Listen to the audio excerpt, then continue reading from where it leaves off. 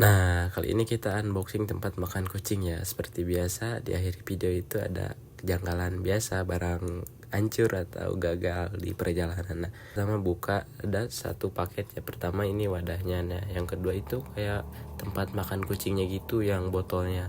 Kita buka dulu solasinya. Nah, ini lumayan tebal ya bubble wrapnya gitu. Cuman sayang tetap pecah di perjalanan. Nah, gak mau gua kasih video unboxing dan retur ke penjual. Nah, ini cara pasangnya, cuman kalian tinggal pasang terus kalian tinggal dedet, udah gitu. Thank you.